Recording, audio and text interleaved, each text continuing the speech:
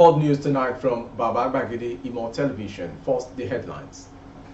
Tinubu plans to release Nnamdi Kanu after Imo governorship election. We will assess ministers' performance quarterly, Tinubu's aide, Usman. Certificate saga, CSOs ask Tinubu to strip Atiku of national honor. Nigeria to learn from Egypt's victory over terrorism, defense minister. On sport, Saudi Arabia versus Nigeria, Osimhen out to equal or break Ayegbeni or Degbami's records. I am Morire Regular Lowell, the news in detail. Tinubu plans to release IPOB leader Nnamdi Kanu stalled by Southeast Nigeria politics, Imo Governor poll. Nnamdi Kanu, the detained leader of the indigenous people of Biafra, IPOB, would have regained his freedom, but for Imo state politics and the forthcoming governorship election in the state informs the delay. Kanu, the leader of the separatist group, was on June 19, 2021, abducted from Nairobi airport in Kenya and then detained and tortured for about 10 days in Kenya. Under Muhammad Buhari's administration, Kanu was subsequently flown by a private jet from Kenya to Nigeria later in June 2021. Since Kanu was brought to Nigeria to face trial for terrorism charges, he has been detained in solitary confinement at the headquarters of the Department of State Services, Nigeria Secret Police in the capital city, Abuja. Mr. Kanu, a British citizen, has requested consular assistance from the British government, but the appeals failed. However, sources in the presidency said on Friday today that President Bola Tinubu would have ordered the release of Kanu, but he was advised against doing so at this time by some politicians close to him. Information also reported that Tinubu was advised to hold on till after Imo state governorship election scheduled for November 11, 2023, as Kanu's release before then could have political implications in the southeast region. The release of Nnamdi Kanu was told by Southeast Politics Inform. On Sunday, another separatist leader, Sunday Igboho, popularly known as Sunday Adeyemo, who was in Cotonou, Republic of Benin capital, said that he was now legally free to return to Nigeria after 2 years. Igboho, who has since left the Republic of Benin to see his family in Germany, disclosed that he was now free to return to Nigeria and visit any country in the world. The Yoruba Nation agitator said he had fulfilled all the legal conditions attached to my bail a few years back, and I'm coming home to Nigeria, my country of origin, any moment from now. Igboho was arrested on July 20, 2021 at Cardinal Bernardin International Airport in Cotonou while trying to travel to Germany 3 weeks after he was declared wanted by the Nigeria Secret Police, the Department of State Services, DSS. Hadiza Usman, the special advisor to President Bola Ahmed Tinubu on policy coordination, says ministers will be assessed quarterly and graded yearly to ensure performance. Usman disclosed this in a video after a recent meeting with the Minister of Defense, Mohammed Badaru Abubakar, in Abuja. According to her, the Tinubu administration will ensure each minister delivers on the portfolio assigned to them. The former managing director of Nigeria Port Authority said the assessment is expected to commence in January 2024. We will have a quarterly assessment and be graded yearly for all the ministries. President Bola Ahmed Tinubu has mandated us to engage with ministries to ensure they meet up with their deliverables. Assessment will commence for all ministers from January 2024, where we will determine what has been achieved and deliver. And at the end of the year, there will be a full performance scorecard. We will have clarity on exactly what deliverables for each minister and will be contained in a performance bond, he stated. Moving on to the next story, a coalition of civil society organizations has urged President Bola Tinubu to revoke the National Merit Award of Grand Commander of the Niger, GCON, bestowed on the former Vice President and People's Democratic Presidential candidate, Atiku Abubakar. The coalition of civil society organizations and political parties for good governance made this call during a news conference in Abuja yesterday.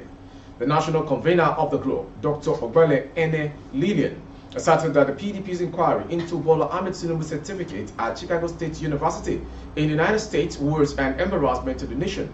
Dr. Lillian insisted that a former vice president should be stripped of national honor, describing his actions as a mockery of a collective sensibility of a people committed to the ideals of constitutional democracy. He is definitely not the man we can comfortably entrust Nigeria to, given his appellant and not setting leadership antecedents. This is unacceptable to us, and we will not sit back and watch him do such things. You will agree with us that a man with Atiku's character is not honorable and does not deserve to keep the award meant for honorable men and women of repute. This will also serve as a deterrent to others so that Nigerians can begin to attach some regard to the office of the president. The Minister of Defense, Mohammed Badaru Abubakar, has expressed Nigeria's desire to learn from Egypt's effective counter-terrorism efforts in North Syria as a means to combat terrorism and banditry within the country. The minister said this on Thursday in Abuja during the commemoration of the 50th anniversary of the Egyptian Armed Forces Day, celebrating the glorious October War victory of 1973. He commended Egypt's continued military strength and commitment to safeguarding its sovereignty, even 5 decades after the war in 1973, noting that the North African country has also achieved success in defeating terrorism in North Syria. Our counter-terrorism effort in Nigeria are centered on a comprehensive, all-of-government approach that includes reconstruction and development programs aimed at improving the lives of our citizens. It is our hope that our armed forces can draw valuable lessons from your experiences to address our own challenges. The United Arab Emirates has expressed readiness to partner with the federal government in tackling humanitarian and poverty challenges in Nigeria. It commended President Bola Ahmed Tinubu's efforts so far in that direction. UAE Ambassador to Nigeria, Salim Saeed Al-Shamsi, made this known when he led a team from the embassy and Noor Dubai Foundation to the Ministry of Humanitarian Affairs and Poverty Alleviations in Abuja. This was contained in a statement made available by Rashid Olariwaju Zubair, Special Advisor on Media and Publicity to the Honorable Minister. The envoy, who described the relationship between this country as symbiotic, said Nigeria remains a strong ally of UAE and would continue to partner with Nigeria in key areas like humanitarian aid, job creation, nutrition, healthcare development, and poverty alleviation. Responding, the Minister for Humanitarian Affairs and Poverty Alleviation, Dr. Betta Edu, applauded the government and the people of United Arab Emirates for their timely interventions in critical sectors in Nigeria. The minister specifically thanked the ambassador and his team for taking steps to support Nigeria in many ways. She noted that the president has a great plan to eradicate poverty under his 8-point agenda and has begun full implementation.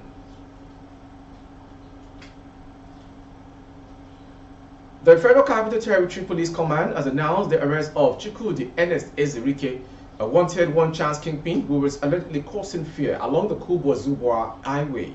One chance is commonly used in Nigeria to refer to fraud or scam in Nigeria, especially when a group of criminals pick up passengers waiting for a taxi or bus with the aim of robbing or defrauding them.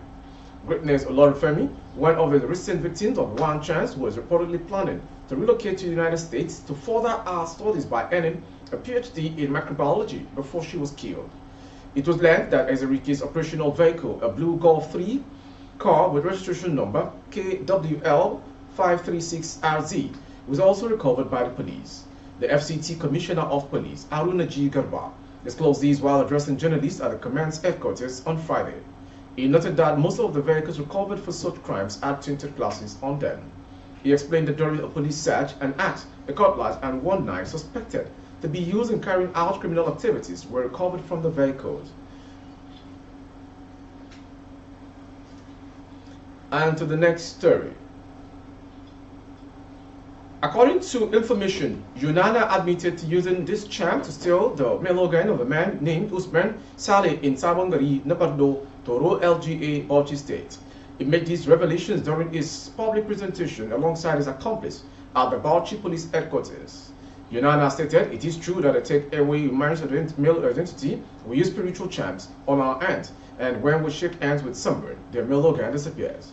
He went on to explain that he had taken the male organ from the victim in Napardo and passed it to his colleague, Bitrus, who was responsible for delivering it to their boss, Yunana Abubakar. Yunana expressed his regret, saying, "I wouldn't be happy if my male organ were stolen, and I want the government to forgive me." He added, "Yes, our boss had a chance to return a stolen male organ to its owner, but in the case of the victim in Bordeaux, our boss is dead, and we don't know how to restore the male organ. The stolen male organ is now with our late boss." Supporting his colleague, 27-year-old Bitrus Ilya confirmed, "It's true that my colleague Joshua Yunana stole the man's organ and he gave it to me. As soon as I received the stolen man's organ, sent it to the head of our team, Yunana Abubakar. To be honest, our boss didn't tell us what he was going to do with the stolen man's organ, and he didn't inform us of a reward. He only promised to pay us in cash once he completed his intentions. We started this work last Sunday." We go to the next story. Two robbers who mistook a loaf of bread wrapped in a handbag for a bundle of cash returned to kill the wife of the victim when they realized the body was a mere breakfast. The robbers had attacked 42-year-old Raymond Suglo, a businessman, and his wife at Jank in the area in the Upper West region around 9:30 p.m. last Monday. Mr. Suglo was returning from his shop when the robbers arrived on a motorbike, wielding a gun and a machete. The couple managed to step into the safe confines of their room, but before they could lock up, the robbers engaged them in a battle to force the door open, while the children were in the bedroom. During the process, the robbers shot through the door, injuring Mr. Suglo. The couple released their hold on the door and the robbers entered and demanded that the couple surrender their pricey possessions, including Mr. Suglo's sales from the shop. The robbers found a puffy packet wrapped in a bag in the safe compartment of Mr. Suglo's motorbike, took it and brought it on their bike. This was before a fierce struggle between the man and the robbers, during which they shot Mr. Suglo in his right leg and left shoulder and inflicted a machete wound on his head. Mr. Suglo narrated the incident to information on his bed at the Upper West Regional Hospital, said he also managed to cut one of the robbers in the face during the struggle, which lasted for about 45 minutes. After the robbers had butted with handbag, Mr. Suglo jumped onto his motorbike with all his wounds, having been shot 7 times, and attempted to ride to the nearest medical facility in town but collapsed on the way. He was later assisted by some Good Samaritans who rushed into the regional hospitals. The robbers, however, appeared to have only realized belatedly that the handbag they carried from their robbery expedition contained only a loaf of bread that Mr. Suglo had brought home for the family's breakfast the next day. They returned to the residence of Mr. Suglo but met his absence. In their frustration and anger, they shot and killed his pregnant wife, Mrs. Irate Suglo, and fled. A family member said the man had only been told about the return of the robbers to his house and in his absence, but had no idea about the state of his wife as of the time he spoke to the correspondent on ground. Moving on to the foreign story. Israeli Energy Minister Israel Katz vowed Thursday his country would not allow basic resources or humanitarian aid into Gaza until Hamas released the people it abducted during its surprise weekend onslaught. Humanitarian aid to Gaza: no electric switch will be turned on, no water tap will be opened, and no fuel truck will enter until the Israeli abductees are returned home, he said in a statement. Around 150 Israelis, foreigners and dual nationals were abducted to Gaza, stripped by Hamas militants as part of the Saturday attack that killed more than 1,200 people in Israeli towns and communities around the enclave. Israel has in turn launched a wet-rain air campaign against Hamas militants in the blockade Gaza Strip, killing around 1,200 people. In recent days, Israel announced a complete siege on Gaza, cutting off water, fuel, and electricity supplies. The Palestinian territory's sole power plant shut down on Wednesday after running out of fuel. Lastly, on sport. From the ongoing friendlies between Saudi Arabian national males team and Super Eagles of Nigeria, Victor Osimhen will aim to equal or break the scoring records of Yakubu Ayebini and Segun Odegbami for the Super Eagles when they take on Saudi Arabia in today's international friendly game. Coming off his Ballon d'Or nomination, Osimhen scored 3 goals against Sao Tome and Principe as the Super Eagles won their final game of the 2024 African Cup of Nations qualifier 6-0. The hat-trick he netted against Sao Tome at the Godswill Akpabio Stadium in Uyo, Akwa Ibom State, also meant that he finished as the African qualifier's highest goal scorer with 10 goals from 6 games. His current exploit also saw him overtake both Obafemi Martins 18 and Ikechukwu Uche 19 to become the 4th highest goal scorer in Nigeria's history with 20 goals from 26 international games. Osimhen is now only behind Ayebini, who amounts 21 goals in 58 appearances, Odegbami with 22 goals in 47 appearances, and Rashidi Yekini, who scored 37 goals in 62 appearances for the Super Eagles. The Napoli star striker could, however, become the second all-time goal scorer in Nigeria's history should he go on and register a hat-trick in the friendly against Saudi, as he will be on 23 goals. With this very strong form while on international duty for Nigeria, the 24-year-old, who has so far scored 6 goals in 8 Serie A appearances for Napoli this season, can be backed to score thrice. With our sports story, we've come to the end of today's world news from Baba Bagede Imo Television. Before we go, some headlines. Tinubu plans to release Nnamdi Kanu after Imo governorship election. We will assess ministers' performance quarterly, Tinubu's aide, Usman. Certificate saga, CSO asked Tinubu to strip Atiku of national honors. Nigeria to learn from Egypt's victory over terrorism, Defense Minister. UAE, other global initiative back Nigeria's strategy to reduce multi-dimensional poverty. And on sports, Saudi Arabia versus Nigeria. Osimhen out to equal or break Ayegbeni or Degbami's records. For update of our broadcast on YouTube, our handle is Baba Bagede Imo Television. Kindly subscribe and click on the notification bell. Select option all to access all of our broadcasts. On Facebook, Bagede Imo with Alawiye Adebayo. Please like and follow the page. For advert placement for goods and services, coverage of events and functions, please dial the phone number streaming on your screen. Thank you for watching. Jumat Mufida. May the Lord never make you the last, and may peace envelope the world at large. Good evening. I am Morire Rabila Lawal.